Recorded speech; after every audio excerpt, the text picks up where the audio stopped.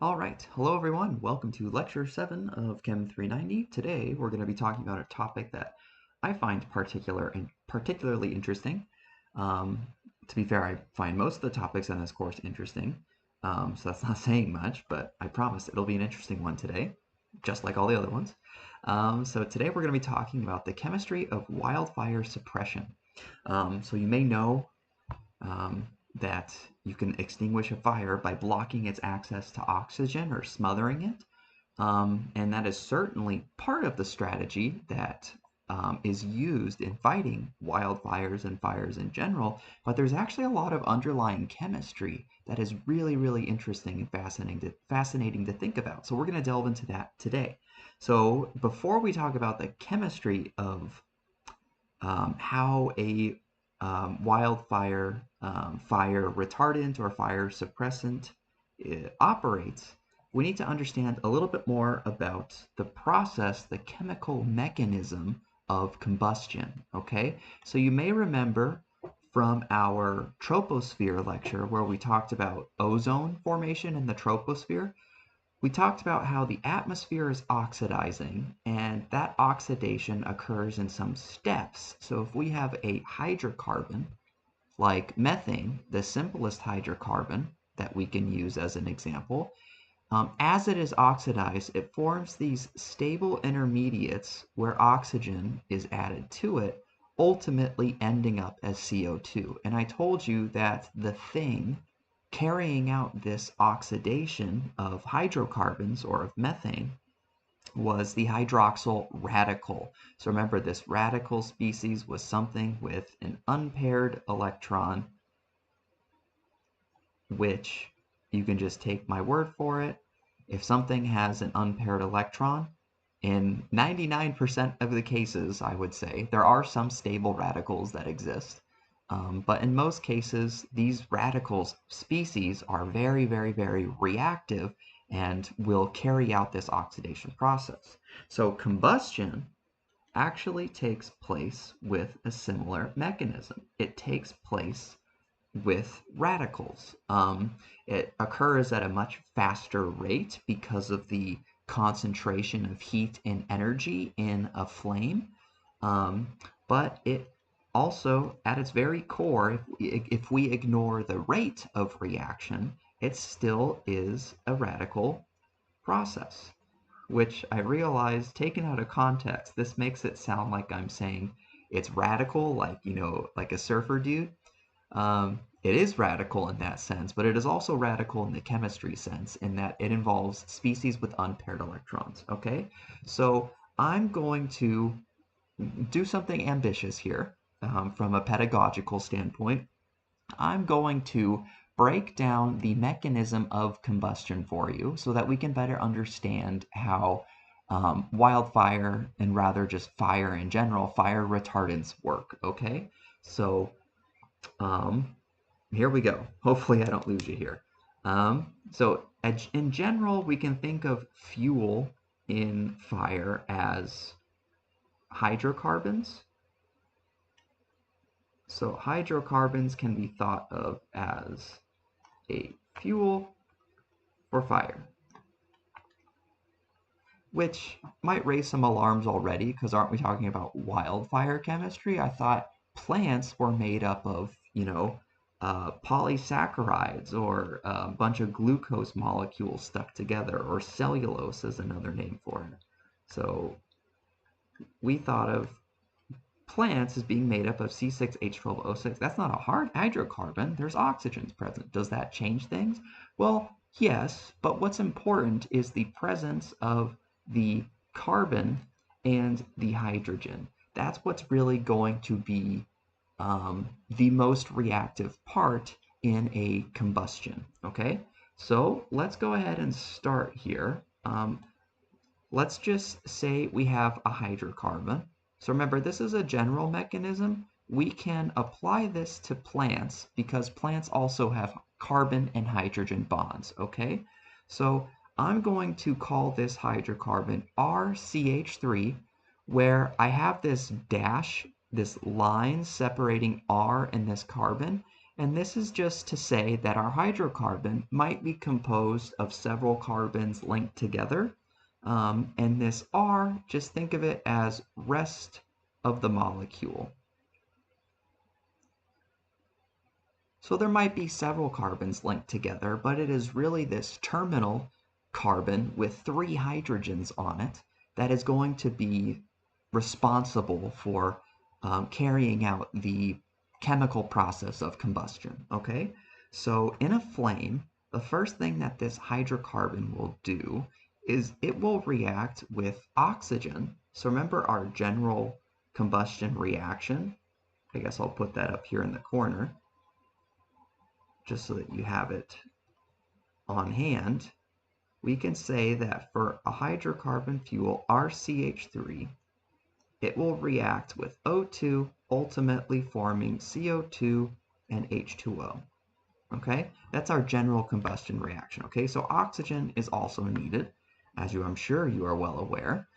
So the first thing this will do is it doesn't just jump to CO2 in one step. This is what we call an overall reaction in chemistry. This is summarizing the net process. So if we let a flame burn indefinitely, it will eventually totally just form CO2 and no intermediates. Obviously, that's not true, so let's think about those intermediate steps. What does it form along the way? So the first thing this does is it actually forms 2 radicals, where this hydrogen, one of these hydrogens on this carbon, gets taken away by oxygen, leaving behind an unpaired electron. Specifically, the unpaired electron is on the carbon, so I'm going to draw it like so. I'm going to give carbon a dot above it to say that, hey, this carbon has an unpaired electron. And then it also forms what is called the peroxy radical. We saw these a little bit before in our troposphere lecture, but basically it's oxygen. Think the oxygen like the molecule O2. It's got a hydrogen on there, and it now has 1 unpaired electron. So we have now 2 radicals with which the reaction of combustion can continue. So these 2 radicals will keep reacting. So in general, what happens is this peroxy radical will react with another molecule of the hydrocarbon fuel or the plant fuel, and that will form 2 more radicals, one of which can react with another fuel molecule, forming 2 more radicals. So you can sort of see how this propagates out of control, is because essentially per molecule of fuel, we are going to form 2 radicals. So I can put that in writing because it is pretty important. So per molecule of fuel, we form 2 radicals as a result. Okay? And these 2 radicals can react with another fuel molecule, each forming 4 radical species, then forming 8, 16, and it's going to just spiral out of control in terms of how many radicals are formed, okay? So that's sort of what leads to the runaway effect, if you will, of a combustion reaction. It just keeps going at a really, really fast rate because of all of the radical species that are formed. Okay, so let's just focus on this component here, this RCH2. I'll put this in a different color to signify step 2. So this RCH2, and remember this carbon is a radical, so it has 1 unpaired electron. This can react with another O2 molecule to form this sort of combined species, so RCH2O2, where one of these oxygens is a radical now and has that dot above it, that unpaired electron. So the hydrocarbon fuel radical species that is formed initially reacts with a second oxygen molecule, forming this sort of combined species, this combined bigger molecule now incorporating O2, and one of those oxygens now has the unpaired electron, okay? And I'm going to go through the rest of this pretty quickly because I think I mostly got the points across that I wanted to make, is that combustion results in a lot of radicals forming from just a few chemical reactions, and that's what leads to this, really rapid propagation of a fuel. So let's just quickly go through what the rest of this can do. So this combined species can react with a molecule of NO, because remember, in plants, so if we're talking about plants as the burning material, plants have nitrogen in them in the form of protein, so there's certainly going to be nitrogen and oxygen present in those. And I should mention that nitric oxide is also a radical. So anytime you've seen nitric oxide previously in the course, that's a radical species. I just didn't specifically say it was. But it can react with this to form RCHO, where this is a radical. This can react with, what can this react with? I messed something up here. There's still two hydrogens there, and this can react with O2 again to form RCHO. So this is not a radical, this species here. I guess let's keep it consistent. I'll keep that line between R and C. Remember, R is just rest of the molecule, who cares? But eventually forms this, and I should specifically say this is not a radical. It's what we call a stable intermediate that forms along the way. So you can imagine in a flame, there might be some steady concentration, some steady amount of these types of molecules, and that is certainly true. That is one way to track progress of a fire, if you will, is to measure how much of these intermediates are present. And what this can do is it can react with another radical that I don't remember at the moment. Actually, no, it is thermally unstable, so it just breaks apart in heat and splits like so. So it was initially not a radical, it splits apart due to heat to form two radicals like so. And the important part of this is the CHO radical. This can react with another O2, I believe. Yep. So this can react with O2, forming carbon monoxide plus our peroxy radical again. So this one is a radical, carbon monoxide. Not a radical.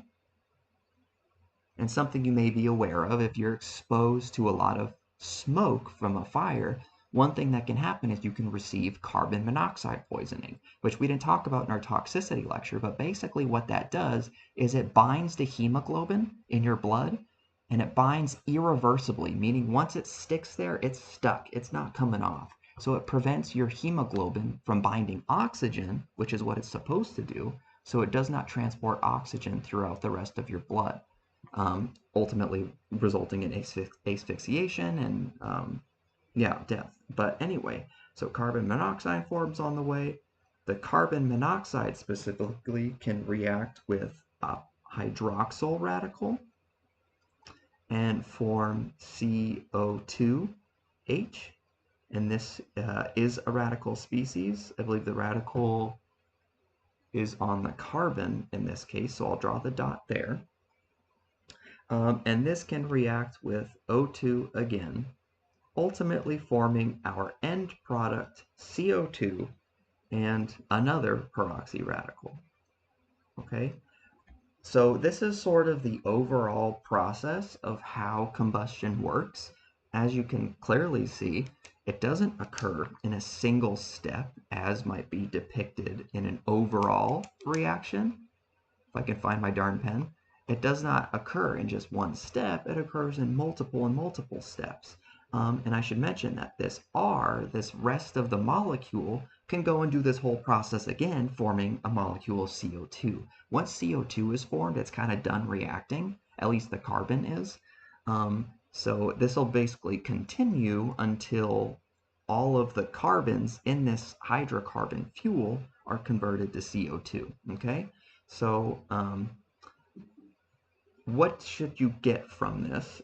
Well, the big thing is that fire, the mechanism, the chemical mechanism of how combustion works, involves the formation and the propagation of radical species, okay?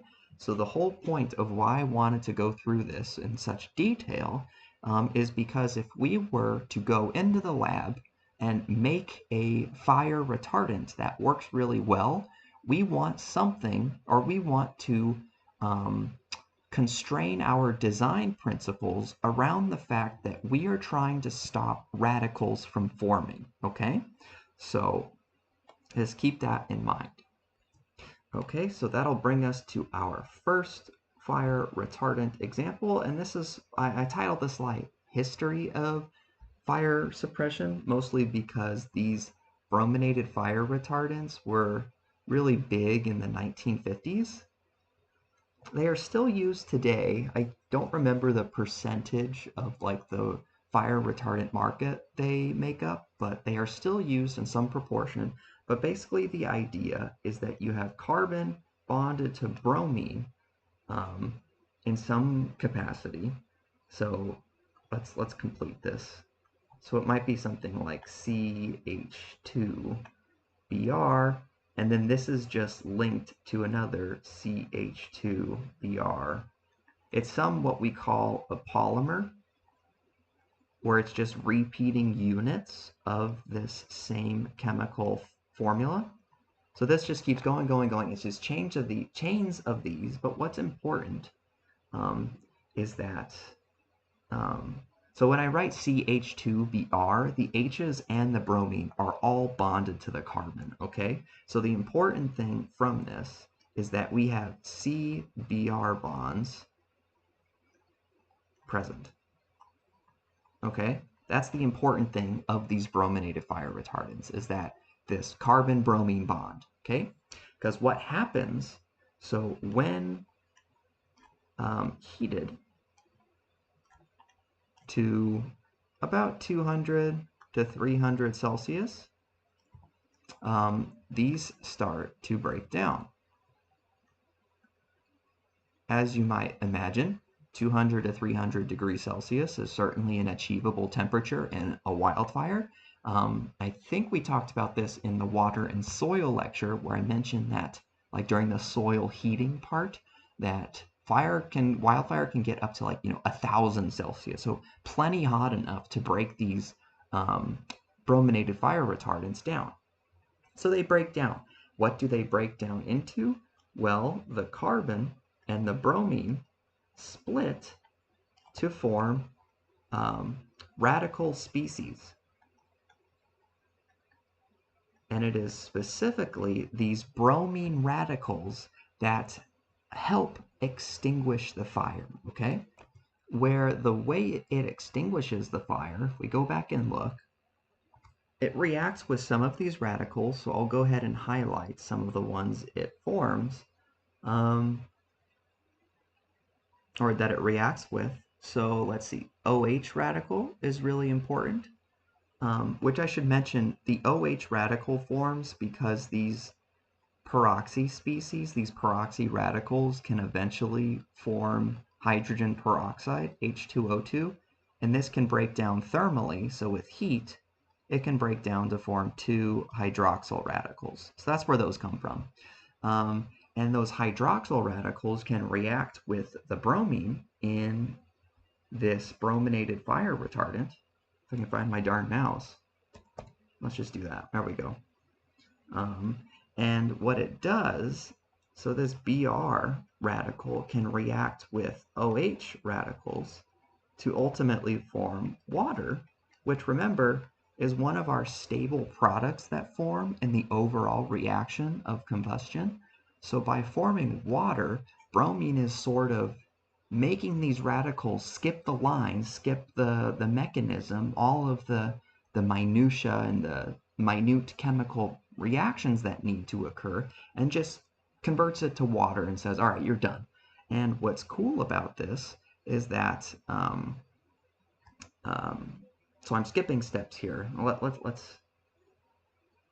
give a more overall reaction here, because you might wonder where the heck that hydrogen come from. So really what happens is the bromine reacts with hydrogen radicals, which can form also, I didn't include it in this slide, but there's also going to be hydrogen radicals that are present here in the overall reaction. This was just a summary, but bromine can react with these hydrogen radicals to form HBr, and it's actually specifically the HBr that reacts with the hydroxyl radicals, and that's where the H2O comes from. That's where that second hydrogen comes from. It comes from a hydrogen on the bromine that bromine got by reacting with an H radical. Where did the H radical comes from? Remember, fuel is hydrocarbons, and the radical doesn't always have to be on the carbon. Sometimes a radical hydrogen species can form, okay?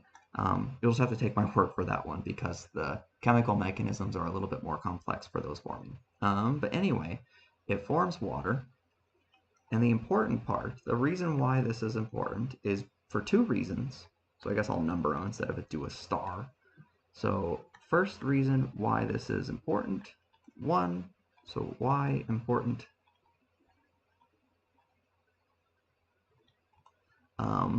There's actually three reasons. Let's just go through all three. So the first reason is that the radicals, so specifically the OH radical, is converted to a final product.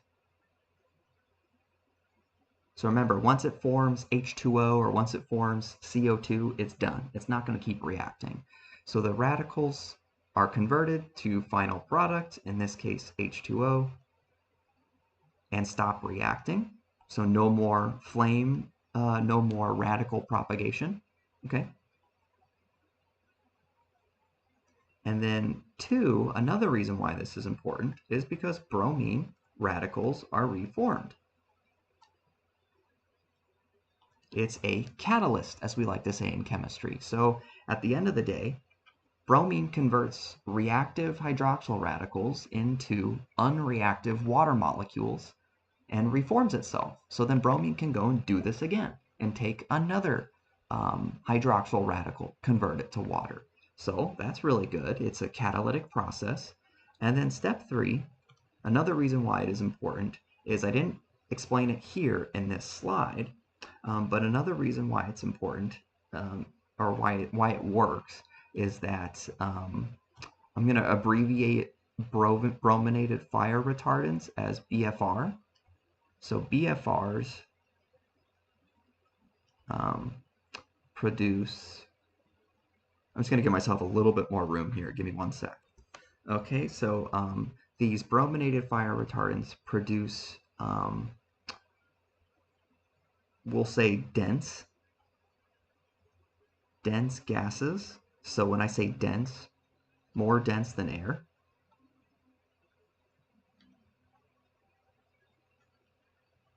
And remember, density is this property of matter, which is mass per volume. So if something is very dense, you can think of it as being very heavy per unit volume. So think like a rock is going to be much denser than a feather if they were the same, volume in size, okay? So that's what I mean by dense. So the gases produce as these BFRs break down is going to be more dense than air. So I guess I'll complete this thought. When decomposed, so remember, the first thing that these BFRs are doing is they break down at 200 to 300 degrees Celsius. So by breaking down, partially what they form are these bromine radicals, sure, but another thing that they form are dense, heavy gases. And what these dense, heavy gases do, so these will block O2 access to flame. So if we think of it, we think of a flame, let's get a nice orange color for a flame. So let's say we have a flame burning here. Just take my word for it that this is a flame. I'll try a little harder. There we go. If we now have a layer of dense, heavy gases that is sort of just covering this flame. O2 cannot get into here. So oxygen transport won't go that way because the dense things will want to sit low and sink, whereas the less dense things will want to float.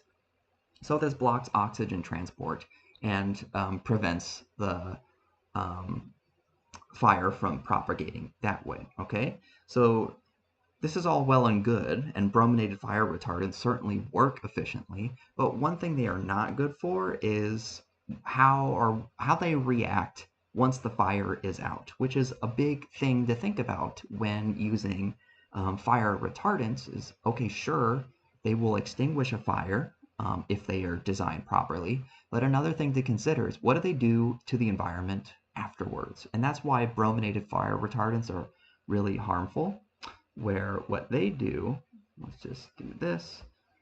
So unfortunately, BFRs can deplete ozone, can deplete stratospheric ozone, should they make it up to that region of the atmosphere. That's really a big thing that why they are bad. Where remember we talked about our ozone depletion mechanism in the stratosphere, where ozone can react with a chlorine molecule or chlorine atom, which by the way, that chlorine was a radical, and it can form ClO and O2. Well, just replace chlorine with bromine. It does the exact same thing. It actually does it more effectively as well, for reasons that actually aren't that clear to me. But this is even more reactive than chlorine.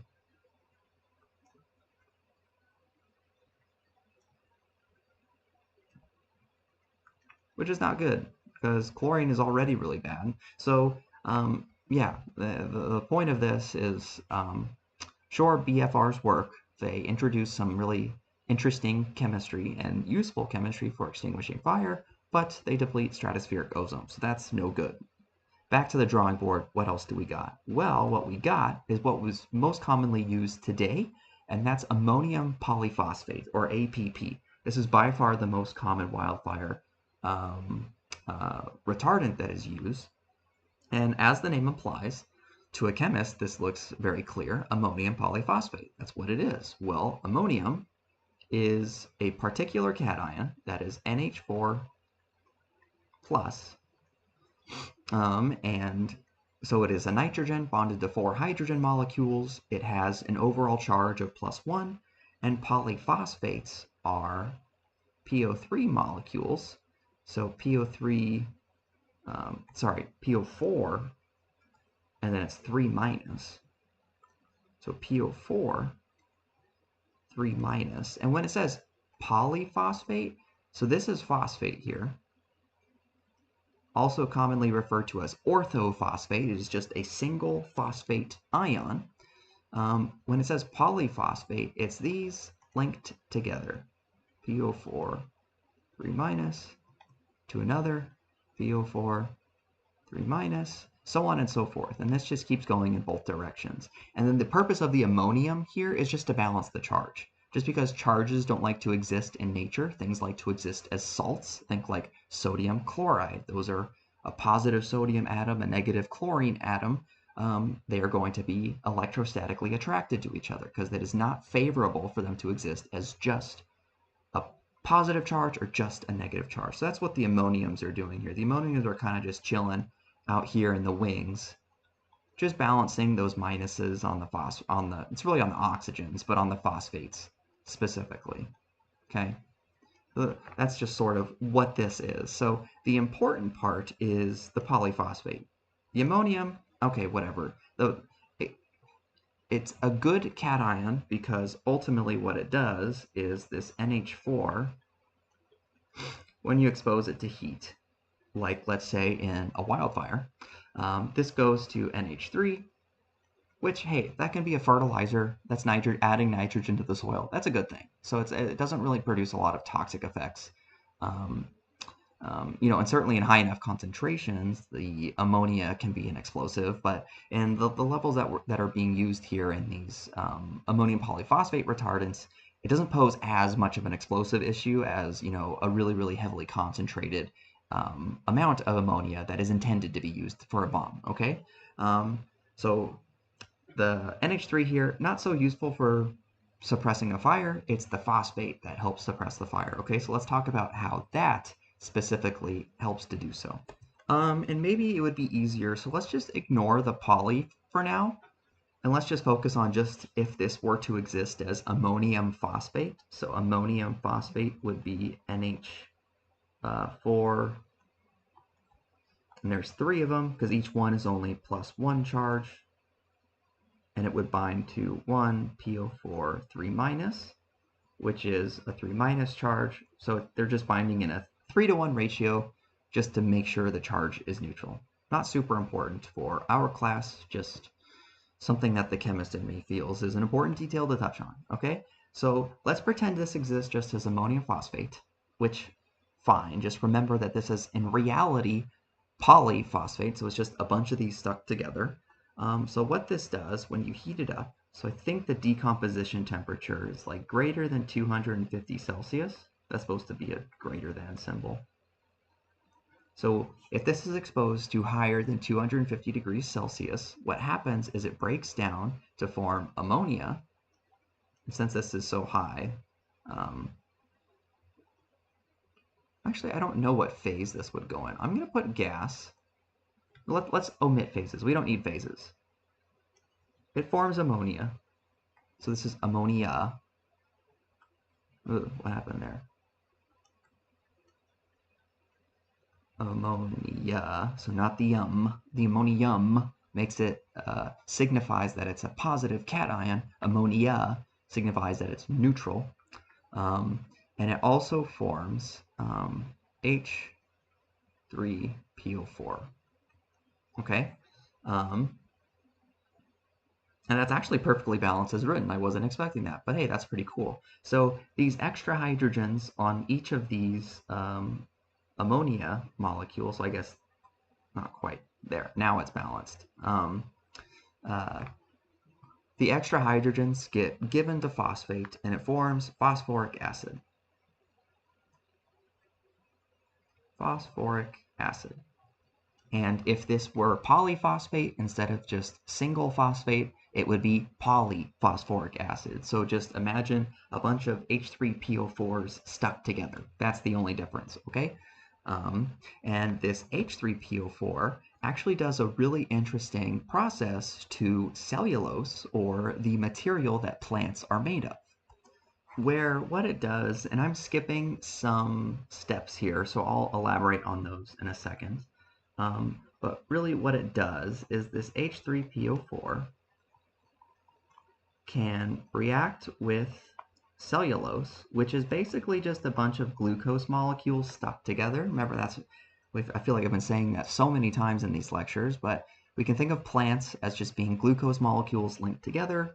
That name for what that molecule is when you have a bunch of glucoses stuck together is cellulose. Is this phosphoric acid can dehydrate this catalytically. Plus carbon, so it would be C6.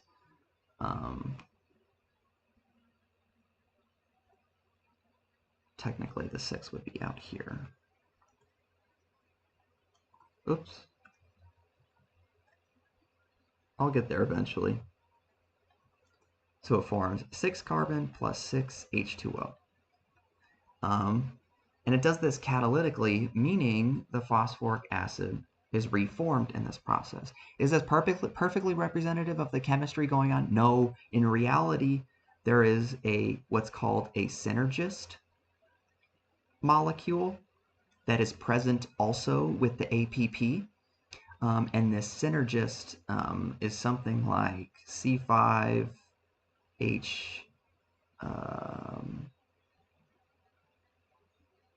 C5H12O.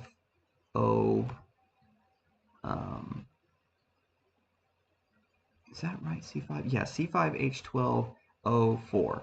I'm pretty confident on that one. Something like this. It's just some molecule where in reality what this does is this reacts with the synergist first before reacting with cellulose. So this reacts with our C5H12O4.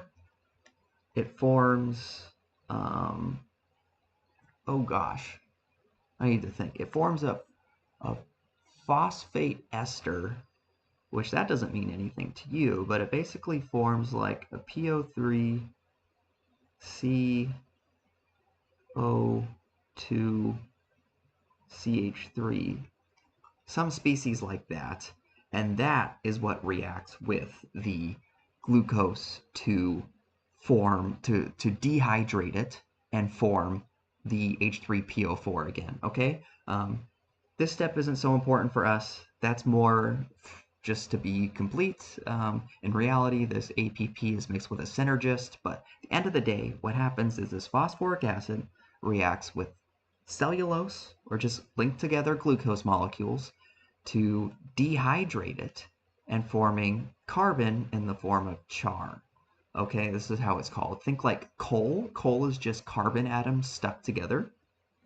And this char forms a sort of protective layer around the material burning.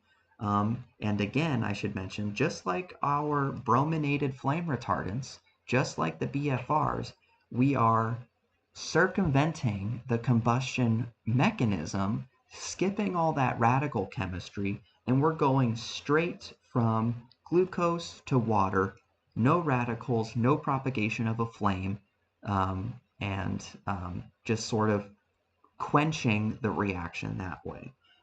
And so just like before, I guess I'll put this in writing. I just need to scooch some things around. Give me a sec. Okay, we'll try this. So just like our brominated flame retardants, this does, so this converts, in this case, the fuel C6H12O6 to H2O, which, remember, this is like our final product in the combustion reaction. So it just skips the combustion process, says, all right, get all this water out of here. And two, the char forms a layer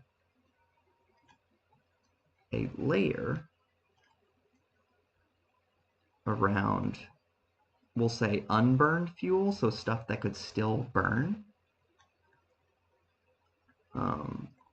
to form an oxygen blocking layer, we'll call it.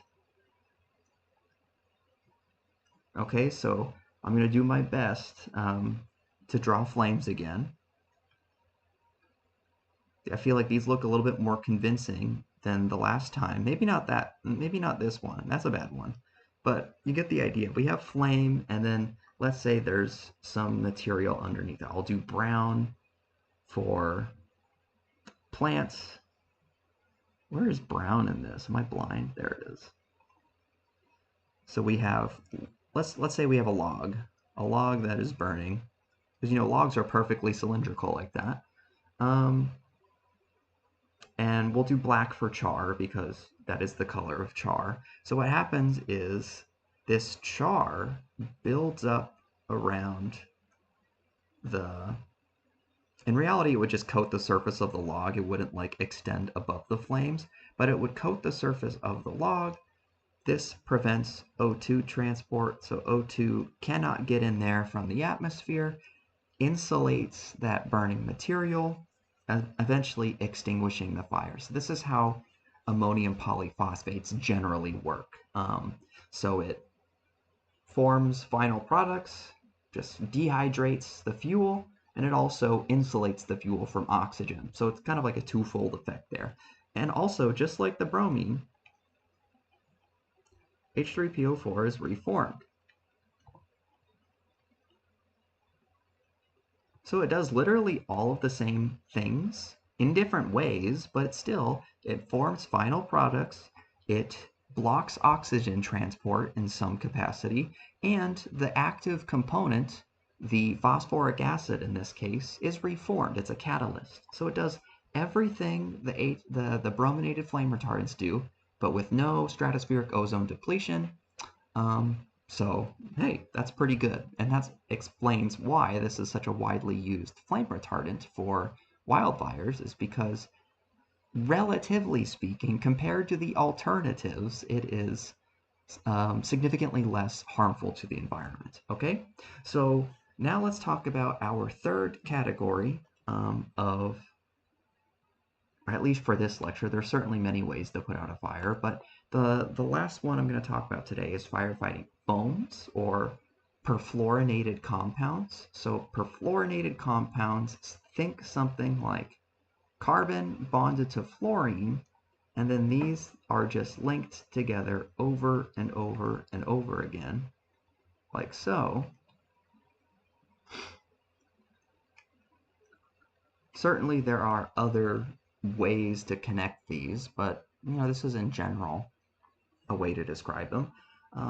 And you probably have interacted with perfluorinated compounds already in your life. So Teflon, that non-stick coating that's used in so many applications, is a perfluorinated compound, okay? And the nice thing about perfluorinated compounds, so perfluorinated stuff, perfluorid, I got my spelling a little off here. That's okay. Perfluorinated, we'll just say compounds. They don't like to mix with anything. Like to mix with other chemicals, which is why they're so great for non-stick coatings, because so long as you don't take like a fork and scrape the bottom of your pan here, which, by the way, don't do that. That is extremely harmful to you to do that. You don't want to ingest perfluorinated compounds, and we'll talk about that in a sec. But assuming you don't disrupt the coating on your Teflon nonstick pan, it will just stay there. And since it doesn't like to mix with food or water or whatever you put in the pan, it's not going to dissolve into water or go into your food. It will just stay on the bottom layer of the pan and not do much. Well, that's sort of a general commercial use for perfluorinated compounds, but in firefighting foams, their use is a little bit different, okay? Where in firefighting foams, the most common type of perfluorinated compound used is perfluorinated alkyl sulfates. So I'll explain what all this means. So perfluorinated, we kind of already talked about that. That's our carbon fluorine bonded to a bunch of other carbon fluorines. Alkyl just means that this is sort of an adjective describing the perfluorinated part. So it is saying it's a perfluorinated alkyl. So alkyl in chemistry really just means like CH bonds. So when you say perfluorinated alkyl, what you're saying is, a bunch of carbon-hydrogen bonds, but instead of hydrogen, they're fluorine. Okay, so that's sort of what that means. And the sulfate is CO3. CO3, oh geez. That is not a sulfur. So sulfate, as the name implies, incorporates a sulfur atom, and it has like this SO3 group on it. So an example of this would be something like C12F23. That's a capital F, not a lowercase f. Elemental symbols are always capitalized. It's F23, so a bunch of carbons, a bunch of fluorines bonded together in a chain, basically. Sometimes they can branch off, but this is in general the structure or the formula. And this is bonded to an SO3. Okay, and I separated with this dash to denote that the dash just represents a bond. So the fluorine, or rather the carbon, is bonded to the sulfur here. So I'm just going to show that with this line. So all of this carbon fluorine stuff is bonded to this sulfur oxygen part. And the reason why I'm being particular about introducing this delineation between the two is because the reason this is useful as a foam is because this is what we call a surfactant which I don't need to write the name down. I'm not going to quiz you on the name for surfactant, but the important part is this carbon fluorine part is relatively hydrophobic, because remember, carbon or perfluorinated things like Teflon don't like to mix with anything. So that includes water. So this is hydrophobic, so it doesn't like water. Doesn't like water. And then the sulfate part is hydrophilic. This part does like water. So this part likes water. So what happens when you mix these perfluorinated alkyl sulfates with water, which is what a firefighting foam is, it's not just this perfluorinated alkyl sulfate as a powder, it's mixed with water, and when agitated creates a lot of bubbles and forms of foam. So anyway, let's say we had a beaker of water. So where I was going with that is when you mix these perfluorinated alkyl sulfates with water, they orient themselves on the surface because of this hydrophobic, hydrophilic sort of delineation within the molecule. So what happens is I'll draw the sulfate group as a circle, and I will draw the perfluorinated carbon part. So this is the C12F23 part. I'll draw this as just like a little squiggle, okay? So what happens is the sulfates, like water, they're going to orient on the surface. So this is like a cup, and let's say this is water in your cup. What's going to happen is these molecules will orient themselves at the surface of water, and these squiggly parts of carbon and fluorine, they don't want to go in the water, so they're going to stick there out of the surface of the water, while the sulfates, which do like the water, are going to want to be in the water. So it forms this very specific structure. So this is a very intentional sort of microstructure of the surface of the water that results when you mix this perfluorinated alkyl sulfate with water. It orients itself so that the sulfates are in the water, the perfluorinated carbon part is out of the water. This is very important because the way a firefighting foam works is this. So let's draw a log again. I'm doing lots of artistry this class or this lecture. So let's draw our log. So I'll label it just in case you can't tell what it is, which is fair. So if we have a log and we were to spray this firefighting foam on it, so this foam would coat the surface like so, and on this foam, remember this foam is composed of water and perfluorinated alkyl sulfates and some other stuff that isn't important for us today, but this is going to have these little perfluorinated alkyl sulfates oriented such that the perfluorinated part, the perfluorinated carbon, is sticking out into the air while the sulfates is in the water. Okay, this is very, very important because what this does is, just like before, you saw with our APP, oxygen transport was blocked. With our brominated fire retardants, oxygen transport was blocked. So I have that here.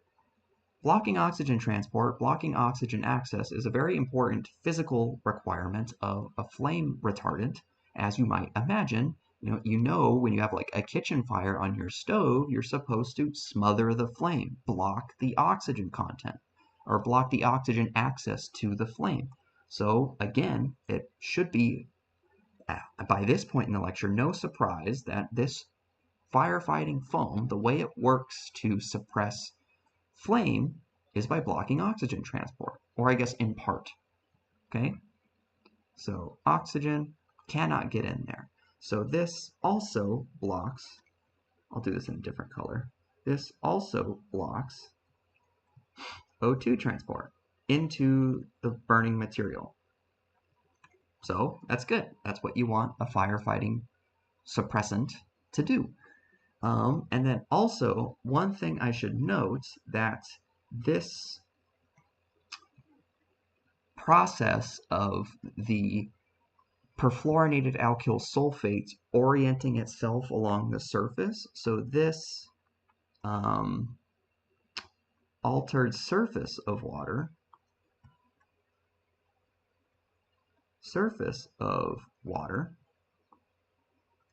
raises, so I'll do upward arrows for raises the boiling point of water. Because one thing you might be wondering is, wait, hang on a sec. If we're spraying water into a fire, won't a lot of that water evaporate? Which, yes, but what this perfluorinated alkyl sulfate does is it significantly raises the boiling point of water, and it increases the heat capacity, as we like to say in thermochemistry. It raises the heat capacity of the water so it can absorb more heat before it boils off. So in other words, it blocks the oxygen transport, so that's one. And then two, it alters the boiling point of water such that it can absorb more heat, helping to extinguish the flame. The heat produced by the flame is going to be absorbed by the water rather than absorbed by some of the chemicals and the radicals produced to generate more flame, okay? And another way of describing this, altering the boiling point, is this is increasing, I'm running out of room here on this slide, but I'm going to write it up here. This is increasing the surface tension, is one way to say this. Tension of water. That's sort of the main requirement of a firefighting foam, or the active chemical in a firefighting foam, is you want to raise the surface tension of the water. What that means, what that can mean, how that can be interpreted to mean, is that these hydrophilic, hydrophobic groups orient themselves on the surface of water to raise its boiling point, and it also raises its spreadability, how willing water is to wet something, okay? It makes this water easily coat material that you spray the foam onto, which in turn increases the degree with which oxygen is blocked from getting access to the burning material. So it's also good for that purpose as well. So if I were to ask you on, let's say, an exam, hint, hint, hint, hint, wink, wink, wink, if I were to ask you on an exam, how does this perfluorinated foam help to extinguish fire? Well, you would say, oh, it blocks oxygen transport because of the reasons we described on this slide. And then two, it also raises the surface tension of water. Surface tension of water. I'm trying to write that here. Of H2O, which results in more heat absorbed by the foam, which is good. It absorbs more heat, raises the boiling point of water, etc. So those are two important things for why these perfluorinated alkyl sulfates are able to function as firefighting foams. And I should also mention that in all of these slides, notice how I listed in numbers the reasons these foams were effective at extinguishing fire. Oh, it's almost like I'm trying to give you a nice condensed way to think about this should I ask you it on an exam. Huh, fun. Okay, I'll just drop that there. So let's talk about why perfluorinated compounds are bad. So perfluorinated,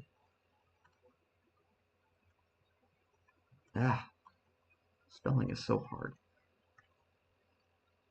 Perfluorinated alkyl substances,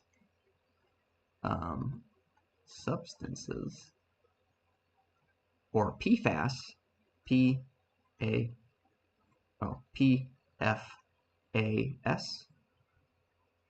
perfluorinated alkyl substances, are not good. There was an incident in, oh, I'm blanking on the year. It was sometime in the early 2000s. So let's just say the early aughts, the early 2000s. So the early 2000s, Dow Chemical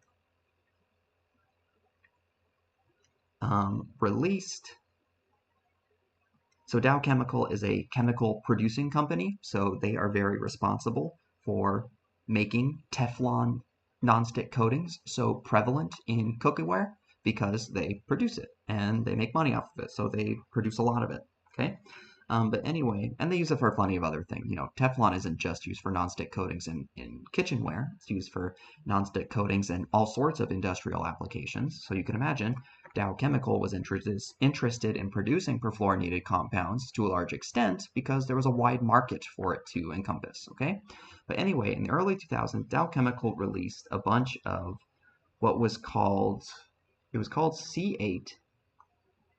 This was the name of the chemical. It's called C8, which is basically perfluorooctanoic acid. And it has the formula C8, which is where that comes from. And then it's F C8F13, I think. Don't quote me on this formula, but it's something like this. C8F13O2, something like that. Um, excuse me, it was F16, I think. Something like that. Some amount of fluorines, whatever. It's this perfluorinated compound into the Ohio River Valley. So into the Ohio River Valley, which not indicative by the name, but this is where a lot of, I believe, North Carolina, West Virginia, that sort of eastern region of the United States sources a lot of their drinking water. And so this contaminated water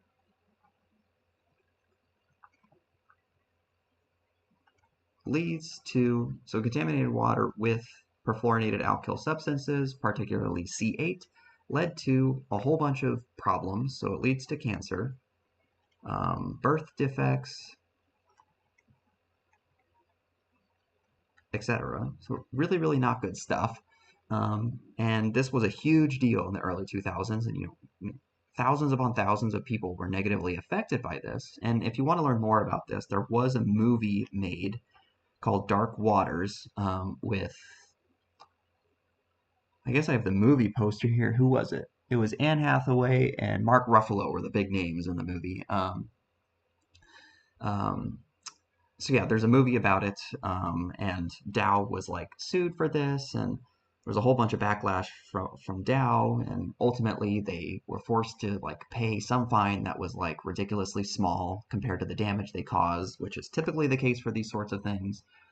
But I digress. But the important thing is that, hey, these perfluorinated alkyl substances are not good when they're exposed to natural waterways because these are commonly referred to as forever chemicals. This is sort of like a colloquial term for perfluorinated alkyl substances. And the reason they're called forever chemicals is because they don't really react, which is the reason why Dow thought, like, hey, we can just dump this stuff in the water. Who cares? It's not going to do anything. But what they didn't consider was the fact that they don't react, but what they do in living systems, so us, is when we ingest them, they just sort of hang around. They just stay there forever. So in fact, you have perfluorinated alkyl substances in you right now. So on average, at least in the US, so US citizens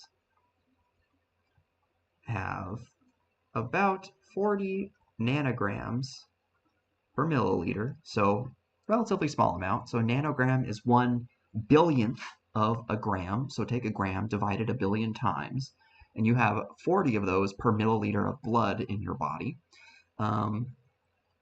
In their blood. So this is below the toxic level, at least that is well understood. It's the toxicity of perfluorinated alkyl substances is not a very well understood topic. It's just known that if you have too much of them, it can cause cancer and birth defects. How much is too much? It's kind of hard to say. At least the last I looked at the research. Could be that there's better understanding now and I'm just unaware of it. But regardless, they're not good. So why am I going into all this detail about perfluorinated alkyl substances? Um, the reason is because these forever chemicals just sort of hang around in the environment. They can go into the air and have long-range tropospheric transport, so you can find these things in polar bear livers. There's a really interesting series of studies done by researchers in Canada who've found that, hey, look, we can track, I think it was DuPont in that case, another chemical manufacturer, but these Canadian researchers could track specifically DuPont's perfluorinated substances that they used in their products. They could track those in the livers of polar bears, in the Arctic. So where this stuff was not at all used or produced, and the reason it gets there is because they don't react. Natural waterways, natural wind currents in the troposphere carries these things all over. They're really, really not good. So a large or a big innovation in the realm of firefighting foams in recent years that was really big was the advent of using some non-fluorinated compounds. And this had like a really big impact in the field of what's called green chemistry, or chemistry that is done in ways that is not harmful to the environment, et cetera, et cetera. But where am I going with this? So this greener alternative to perfluorinated foam. So this one, it was like a White House Green Chemistry Award. So I guess every year the White House awards members of the chemical industry, so companies, for products that are particularly groundbreaking in the field of green chemistry. So this firefighting foam that I'm about to talk about was one of those, okay?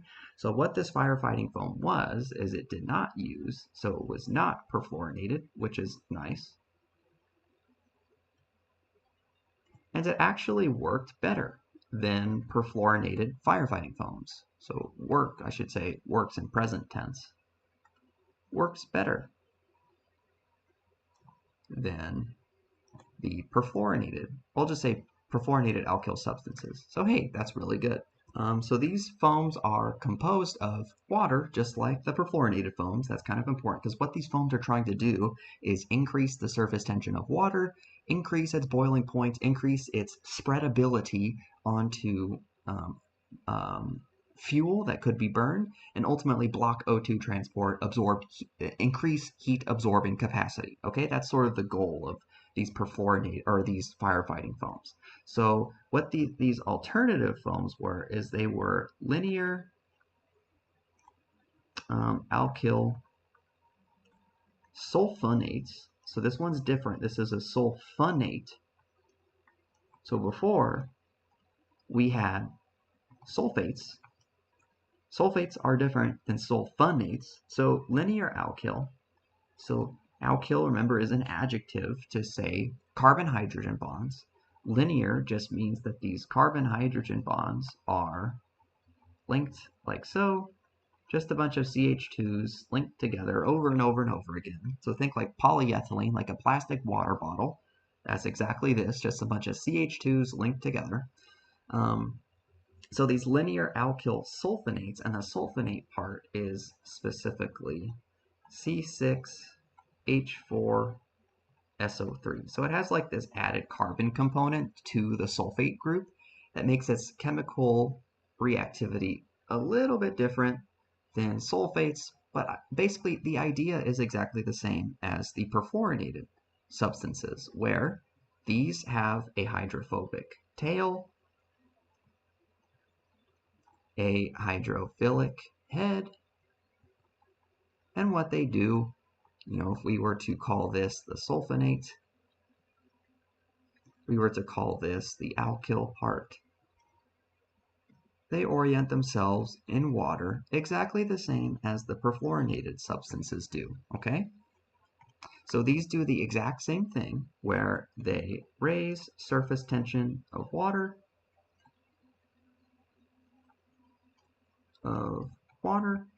which again increases its boiling point, which therefore increases its heat absorbing capacity, and it also increases its wettability, or how it'll spread onto the unburned material, or the actively burning material. And then two, it still blocks O2 transport into the flame, because, if just like the picture I had before, these things are going to orient the exact same way when the foam is sprayed onto a log or some plant matter that is potentially burning. And then I should also mention that these firefighting foams also have starch added to them. Starch added.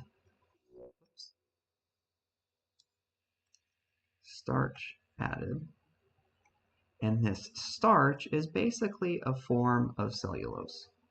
Okay, so it's basically the glucose molecules linked together, except this time they're being added to this firefighting foam, which is interesting. It's like we're adding the wildfire fuel to the foam, and that's actually helping to extinguish the wildfire. I'll just let that boggle your mind, I guess. But anyway, what these do is they have very high, or I should say, they provide the foam with high heat capacity. So even higher than the perfluorinated foam. So this starch additive actually gives these non-fluorinated foams even more heat capacity, and as a result, they actually work even better because of this added components here. Okay. And I guess I didn't give a chemical formula here, so we can do that here. So something like C12H25 C6H4SO3. That's sort of like a general chemical formula for a linear alkyl sulfonate. But in essence, it does the same thing. So hopefully in this lecture, you're seeing the recurring theme of wildfire foams, or wildfire retardants, where in some cases, there's a little bit more chemical complexity, like in the case of APP. So APP had the chemical stuff of, pushing things to final products and reforming the active chemical component. But all of these suppressants and retardants, what they had in common was blocking oxygen transport, which is, something that I'm sure we're all well aware of when extinguishing a flame. You want to cut off the oxygen supply, and the flame would stop. Okay? So that's pretty much everything I wanted to cover in this lecture. Hopefully it was interesting. I certainly really find this topic interesting. And hopefully this gives you a new sort of chemical perspective on some of the wildfire fire retardants that you will likely be using in the future should you continue to pursue some sort of career in this field. So please let me know if there's any questions on any of this stuff. If there isn't, that's awesome. Then we just have one more lecture after this. We'll talk about the future, the possible emerging strategies to prevent wildfires, which is certainly an interesting topic to think about. What's coming up? How can we do this even better, even more effectively? Okay, so with that, I'll see you in the next lecture video.